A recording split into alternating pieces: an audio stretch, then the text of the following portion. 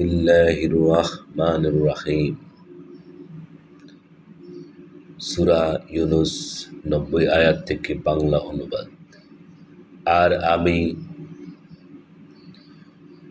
বনী ইসরাঈলকে পার করে দিয়েছি নদী, অতঃপর তাদের পশ্চাৎপসরণ করেছে ফেরাউন ও তার সেনাবাহিনী দুরাচার ও বাড়াবাড়ির উদ্দেশ্যে। এমনকি যখন তারা ডুবতে আরম্ভ করল, তখন বলল, এবার বিশ্বাস করে নিচ্ছি যে কোনো মাবুদ নেই তাকে ছাড়া, যার উপরে ঈমান এনেছে বনী ইসরাঈলীরা। বস্তুত আমিও তাদের অনুগতদের অন্তর্ভুক্ত। এখন এ কথা বলছ, অথচ তুমি ইতিপূর্বে নাফরমানী করেছিলে এবং পথভ্রষ্টদের অন্তর্ভুক্ত ছিলে। অতএব আজকের দিনে বাঁচিয়ে দিচ্ছি আমি তোমার দেহকে, যাতে তোমার পশ্চাৎবর্তীদের জন্য নিদর্শন হতে পারে। আর নিঃসন্দেহে বহু লোক আমার মহাশক্তির প্রতি লক্ষ্য করে না। আর আমি বনী ইসরাঈলদিগকে দান করেছি উত্তম স্থান এবং তাদেরকে আহার্য দিয়েছি পবিত্র পরিচ্ছন্ন বস্তু সামগ্রী। বস্তুত তাদের মধ্যে মতবিরোধ হয়নি যতক্ষণ না তাদের কাছে এসে পৌঁছেছে সংবাদ। নিঃসন্দেহে তোমার পরওয়ারদিগার তাদের মাঝে মীমাংসা করে দেবেন কিয়ামতের দিন, যে ব্যাপারে তাদের মাঝে মতবিরোধ হয়েছিল।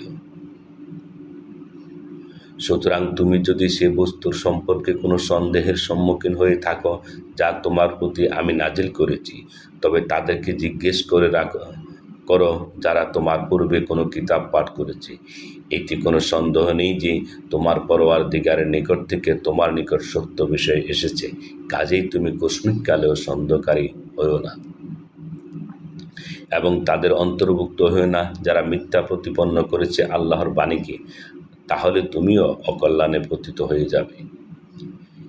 যাদের ব্যাপারে তোমার পরওয়ারদিগারের সিদ্ধান্ত নির্ধারিত হয়ে গেছে তারা ঈমান আনবে না, যদি তাদের সামনে সমস্ত নির্দেশনাবলী এসে উপস্থিত হয়, তবুও যতক্ষণ না তারা দেখতে পায় বেদনাদায়ক আযাব।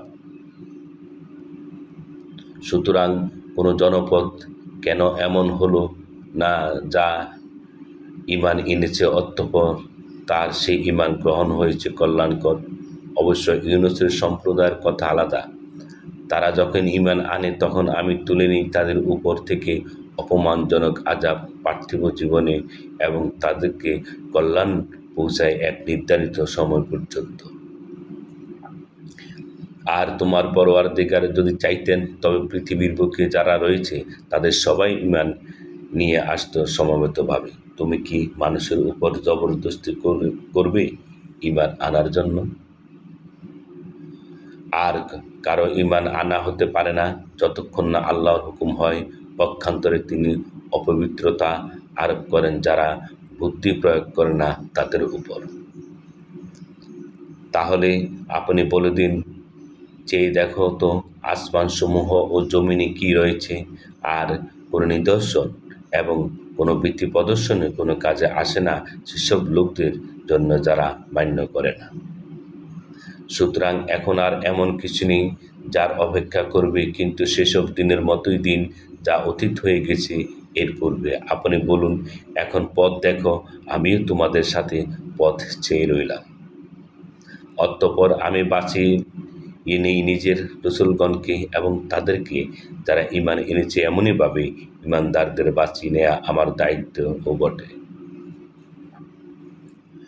বলে দাও, হে মানবকুল, তোমরা যদি আমার দ্বীনের ব্যাপারে সন্দিহান হয়ে থাকো, তবে জেনো আমি তাদের ইবাদত করি না যাদের ইবাদত তোমরা করো আল্লাহ ব্যতীত, কিন্তু আমি ইবাদত করি আল্লাহ তাআলার, যিনি তুলে নেন তোমাদেরকে। আর আমার প্রতি নির্দেশ হয়েছে যাতে আমি ঈমানদারদের অন্তর্ভুক্ত থাকি, আর যেন সোজা দ্বীনের প্রতি মুখ করি সরল হয়ে, এবং যেন মুশরিকদের অন্তর্ভুক্ত না হই। আর নির্দেশ হয়েছে আল্লাহ ব্যতীত এমন কাউকে ডাকবে না যে তোমার ভালো করবে না, মন্দও করবে না। বস্তুত তুমি যদি এমন কাজ করো তাহলে তুমিও জালেমদের অন্তর্ভুক্ত হয়ে যাবে। আর আল্লাহ যদি তোমার উপর কোনো কষ্ট আরোপ করেন তাহলে কেউ নেই তা খণ্ডাবার মতো তাকে ছাড়া। পক্ষান্তরে যদি তিনি কিছু কল্যাণ দান করেন তবে তার মেহেরবানিতে রহিত করার মতো কেউ নেই।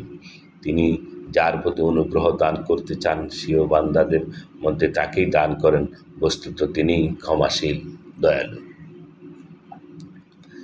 বলে দাও, হে মানবকুল, সত্য তোমাদের কাছে পৌঁছে গেছে তোমাদের পরওয়ারদিগারের তরফ থেকে। এমন যে কেউ পথে আসে সে পথ প্রাপ্ত হয় স্বীয় মঙ্গলের জন্য, আর যে বিভ্রান্ত ঘুরতে থাকে সে স্বীয় অমঙ্গলের জন্য বিভ্রান্ত অবস্থায় ঘুরতে থাকবে। অনন্তর আমি তোমাদের উপর অধিকারী নই। আর তুমি চলো সে অনুযায়ী যেমন নির্দেশ আসে তোমার প্রতি, এবং সবর করো যতক্ষণ না ফয়সালা করে আল্লাহ, বস্তুত তিনি হচ্ছেন সর্বোত্তম ফয়সালাকারী।